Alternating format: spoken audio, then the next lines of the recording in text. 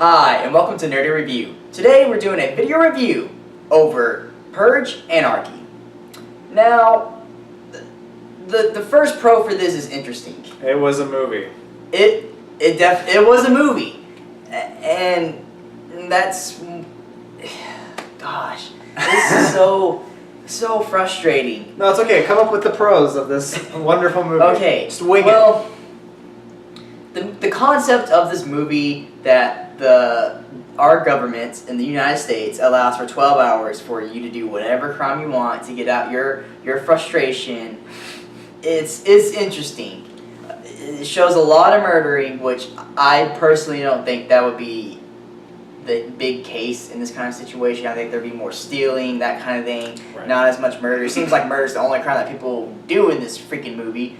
But still, it's interesting. You see the preview for it, just like when we saw the preview for the first movie. I was excited. I was like, my gosh, this looks awesome. Right. This is going to be exciting. And you go to it, and you're left kind of like, that was not at all what the preview made it look like. It was disappointing. So the reason why this is such a weak pro is because it's not really a pro for the consumer. It's more of a pro for the people who made this movie. I don't know if they're intentionally tricking us to go see this movie, but it is working. They're doing their job. They are getting us to pay our money to go see this movie because it looks so great, and then you go and see it, and you're left kind of like, I should have probably waited till that came out on Redbox. Right. Because that's definitely how I felt.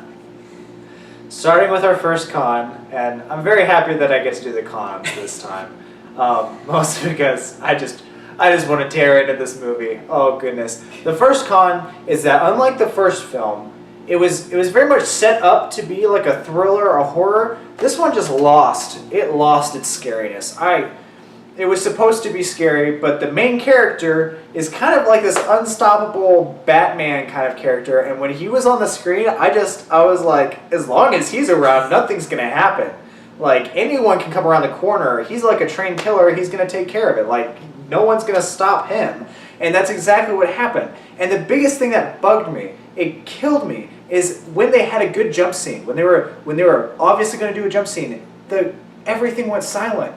It's like it was a dead giveaway that there was about to be a jump scene. I called it every time I was sitting in the theaters, and I was like, oh, here comes another jump scene. Rah! And I'm like, oh, I'm scared. No. It killed me. It lost all its flavor. It switched over to an action, which I'm not totally against.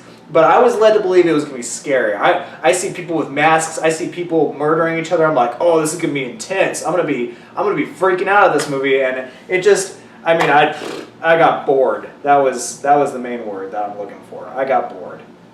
Yeah, I completely agree. Like you said, the mask and everything was scary, which I guess you can consider that a pro too.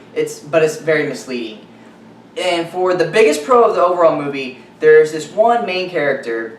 And there's three kind of main characters. There's like a couple, and there's like a mom and daughter. Right, like three storylines. Yeah, they all connect together, which is interesting. But the mother-daughter and the guy and the girl relationship were just so dull and boring. You don't even care about them. You hope they all die throughout the whole movie.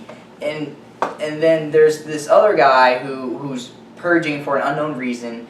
And he's a good guy. He goes out of his way to help these other characters. Right. And after you get to know who he is, he just kicks butt the whole movie. Like Dr. Prof said, anytime you see him on screen, everything's going to be okay, because everything is okay, because he's unstoppable. He's literally Batman in this movie. Right. He defeats anyone that comes in his way. He's just super, super tough, and just has this attitude about him. You like his character, and you just want him to succeed. Right. So that's good character development. That's an interesting person that you like seeing on the screen. So that is definitely the biggest pro of this overall movie. But that's virtually its only really grand pro. Everything else is very minuscule, just not entertaining whatsoever. Right. Our biggest con, and this is just one that the entire movie I was like, I made a joke about it at first, and then I was like, I don't think it's a joke anymore. I think this is actually happening. I was like, this is really frustrating. I must have leaned over to Sir Captain like 5 times. I'm like, this is about what's happened. And exactly that. It seemed like there was a serious, not only political agenda behind the movie, but almost a racial issue too. And I say this because I literally called it in every scene. There's a scene where the main characters get captured. They're getting dragged into this area by big guys with guns. We don't know what's going on. And then cue the lights, cue the curtain, and they're on stage being bought by rich people to be hunted kind of thing. So it's like people that are like not willing to go out and fight for themselves kind of thing. They're doing like this weird hunting safari kind of thing. But I kid you not, every single person, except one person, they showed one person that was African American. Every single person in there was a rich white person.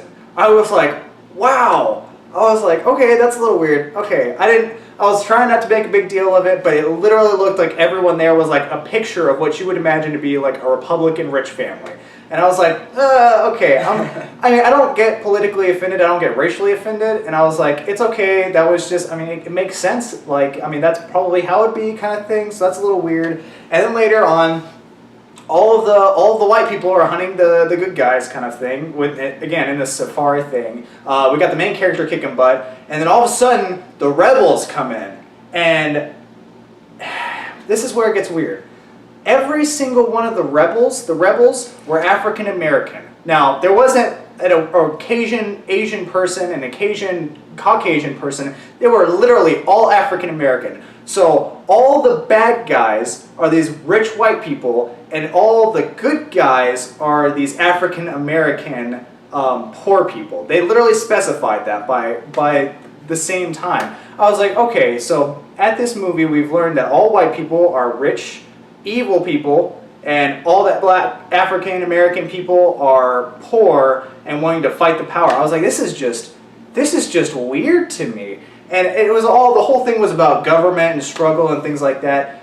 Cut the crap. We don't want a politically, like, we came into the movie seeing like images of horror and things that were going to thrill us and scare us. And we come in and we're like, oh, the government's bad, and oh, watch out for those rich white folk because they're going to get you.